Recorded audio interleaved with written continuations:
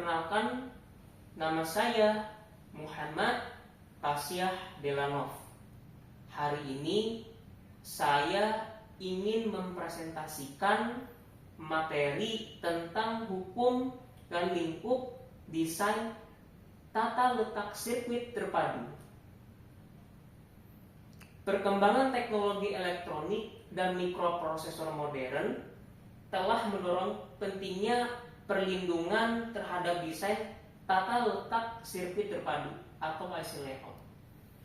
Presentasi ini juga akan membahas secara mendalam aspek hukum, lingkup perlindungan, serta prosedur permohonan dan pembatalan pendaftaran di Indonesia.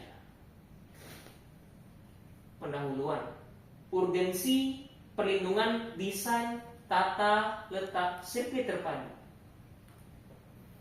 Desain tata letak sirkuit terpadu adalah konfigurasi 3 dimensi yang cukup kompleks, terdiri dari elemen-elemen penyusun sirkuit terpadu yang menjadi dasar fungsionalitas perangkat elektronik modern. Tanpa perlindungan yang memadai, inovasi di bidang ini cukup rentan terhadap peniruan yang dapat merugikan. Di Indonesia, melalui Undang-Undang Nomor 32 Tahun 2000, menyediakan rezim perlindungan khusus untuk mendorong dan menjaga kreativitas para perancang IC.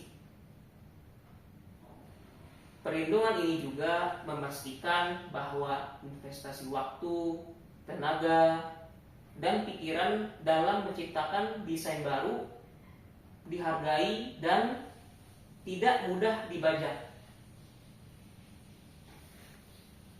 Berikut adalah cara memahami desain tata letak sirkuit terpadu. Definisi hukumnya. Menurut Undang-Undang Nomor 32 Tahun 2000, desain tata letak sirkuit terpadu adalah kreasi rancangan 3 dimensi, letakan 3 dimensi dari elemen sekurang-kurangnya satu elemen aktif dan sebagian atau seluruh interkoneksi dalam sirkuit terpadu. Yang kedua, dasar hukum.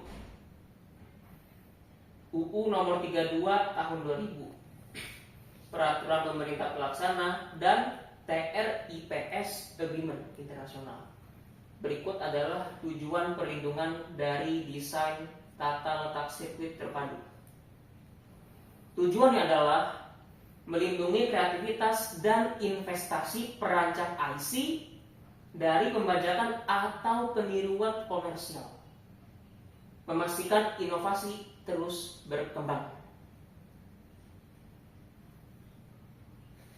Berikut adalah lingkup perlindungan dari desain tata letak sirkuit terpadu.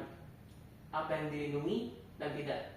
Bentuk dan struktur layout. Perlindungan diberikan terhadap keseluruhan atau sebagian desain tata letak yang orisinal, fokus pada konfigurasi visual dan spasial, bukan sekedar fungsi teknis. Yang kedua, sifat orisinalitas. Desain harus merupakan hasil karya mandiri dan tidak umum dikenal oleh para perancang layout sirkuit pada saat diciptakan, menandakan kebaruan dan keunikan. Yang ketiga, objek yang dilindungi.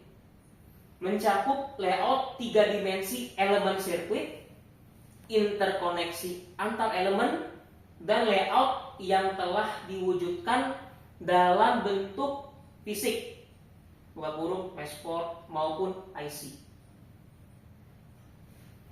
Berikut adalah batasan perlindungan dan jangka waktu dalam desain tata letak sirkuit terpadu. Berikut adalah hal-hal yang tidak dilindungi. Yang pertama adalah ide teknis atau metode elektronik dasar. Yang kedua adalah algoritma atau fungsi operasional IC. Yang ketiga adalah informasi yang sudah menjadi domain publik. Perlindungan ini bukan untuk menghambat inovasi, melainkan untuk melindungi ekspresi kreatif dan inovasi tersebut.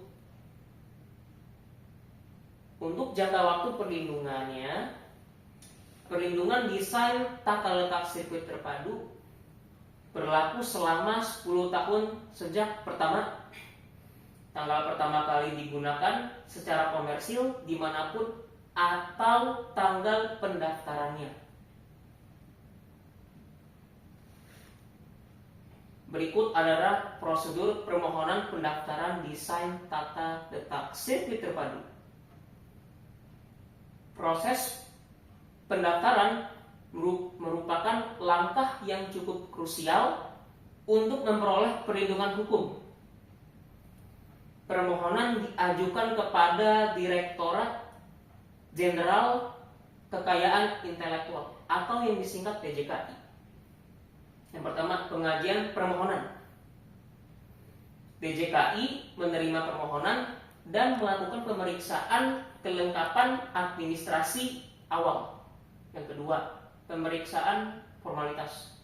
DJKI juga memastikan semua syarat administratif terpenuhi, layoutnya jelas dan tidak melanggar peraturan perundang-undangan. Yang ketiga adalah pengumuman pendaftaran. Diumumkan kepada publik untuk memberi kesempatan pihak ketiga mengajukan sanggahan jika ada keberatan. Dan yang keempat, penerbitan sertifikat. Jika tidak ada keberatan yang valid, DJKI menerbitkan sertifikat perlindungan sebagai bukti hak eksklusif. Berikut adalah dokumen permohonan dan tanggal prioritas dalam desain tata letak sirkuit terpadu. Berikut adalah persyaratan dokumennya. Yang pertama, formulir permohonan lengkap dan terisi dengan benar. Yang kedua, contoh atau gambar layoutnya, representasi visual yang jelas dari desain. Yang ketiga, surat pernyataan kepemilikan, memastikan pemohon adalah pemilik yang sah. Yang keempat, bukti pembayaran biaya administrasi pendaftaran. Dan yang terakhir, kelima, adalah surat kuasa jika permohonan diajukan oleh kuasa hukum. Yang kedua, tanggal prioritasnya. Jika desain telah digunakan secara komersil sebelum permohonan, tanggal penggunaan pertama dapat dicatat sebagai tanggal prioritas dengan batas maksimal 2 tahun sebelum tanggal pendaftaran. Ini menentukan perlindungan, memberikan perlindungan retroaktif bagi inovator. Berikut adalah pembatalan pendaftaran desain tata letak sirkuit terpadu. Yang pertama, atas permintaan pihak ketiga. Gugatan dapat diajukan ke pengadilan niaga jika desain tidak orisinal atau alias dipaksukan, telah menjadi milik umum. Yang ketiga adalah pemohonan bukan pemilik dan atau melanggar perundang-undangan. Yang kedua, pembatalan oleh DJKI. DJKI dapat membatalkan secara administratif jika ditemukan data pemohon palsu atau pelanggaran administratif yang mendasar. Yang terakhir adalah akibat pembatalan tersebut.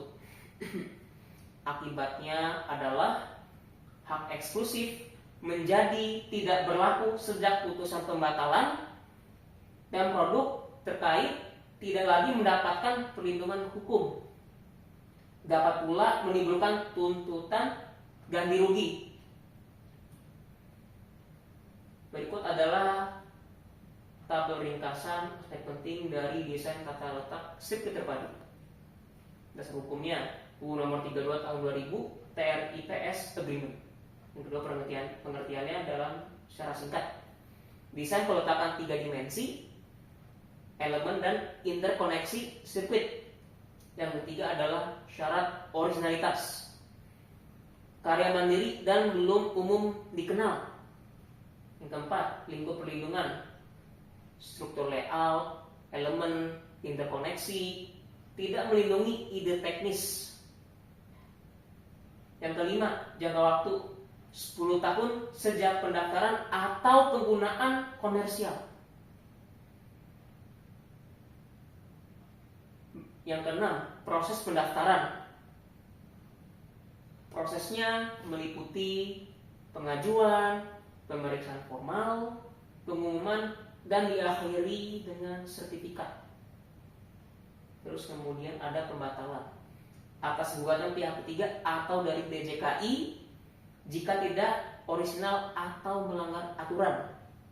Yang terakhir adalah akibat dari pembatalan tersebut, yaitu sekali lagi hak perlindungan dicabut dan tidak akan berlaku lagi. Penutup, menjaga inovasi di era digital.